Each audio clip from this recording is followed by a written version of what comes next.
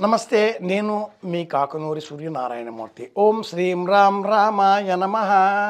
ఇంట్లో వివాహం కానటువంటి అమ్మాయిలు అబ్బాయిలు ఉన్న ఎడల వారి వారి జాతకాలలో కుజదోషం కారణం కావచ్చు, శుక్రదోషం కారణం కావచ్చు, వివాహాలు ఆలస్యం అవుతూ ఉంటాయి. కాల సర్పదోషం కూడా ఒక కారణం అంటూ జ్యోతిషం చెబుతూ ఉంటుంది. కుజుడు కావచ్చు, శుక్రుడు కావచ్చు, శని కావచ్చు, కాల సర్పదోషం పేరిట కనిపించేటటువంటి రాహుకేతువులు కావచ్చు, గ్రహాల దోషాలు ఏవైనా అన్నింటినీ తొలగించేటటువంటి శక్తి దైవానికే ఉంది. ఆ దైవం రామచంద్రమూర్తి.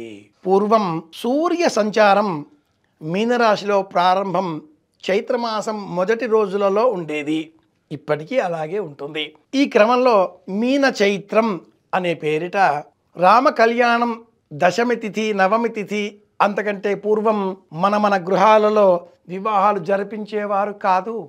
మీన చైత్రం అనే పేరిట ఉపనయనాలు మాత్రమే చేస్తూ ముండనం నతు మండనం అనే ఒక ప్రమాణాన్ని చెప్పేటటువంటి వారు. రాములవారి కళ్యాణం అయిన తర్వాత ఆ తలంబ్రాలను తెచ్చి ఇంటిలో వివాహం కానటువంటి అమ్మాయి అబ్బాయిల శిరస్సు పైన వేసినట్లయితే వివాహయోగం సిద్ధిస్తుంది. వివాహం కుదిరిన అమ్మాయి అబ్బాయిలకు సంబంధించి ఆ అక్షింతలను వారి శిరస్సు పైన విడివిడిగా వేసినట్లయితే వివాహం అయిన అనంతరం వారిద్దరూ అన్యోన్యంగా ఆనందంగా ఒకరి మనసులో ఒకరు అన్నట్లుగా కలకాలం ఉంటారు. ఈ నేపథ్యంలోనే తలంబ్రాల వేడుక ఫాల్గుణ మాసం కృష్ణపక్షం పాడ్యమి నాడు పౌర్ణిమ వెళ్ళిన మరుసటి నాడు ప్రారంభం చేయాలి. చేస్తున్నారు నేటికి భద్రాచలంలో.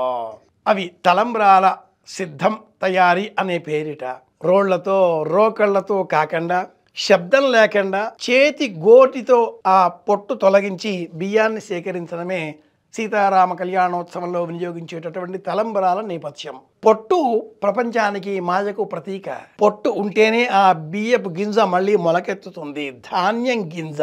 పొట్టు తొలగించడం మాయ నుంచి నిర్మోహితులంగా మారడం, నిర్మోహంగా జీవితాన్ని మలచుకోవడం, లౌకికమైన సంబంధాల నుంచి విముక్తి పొందడమే మోక్షం.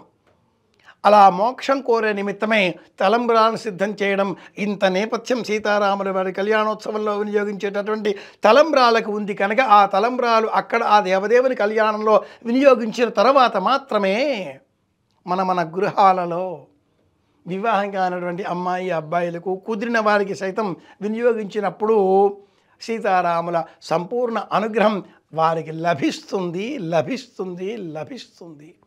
ఇది ప్రమాణ వాక్యం. తెలుసుకుందాం కనుక పాటిద్దాం. అందరి క్షేమాన్ని కోరుదాం. మళ్ళీ కలుసుకుందాం. నేను మీ కాకునూరి సూర్యనారాయణమూర్తి.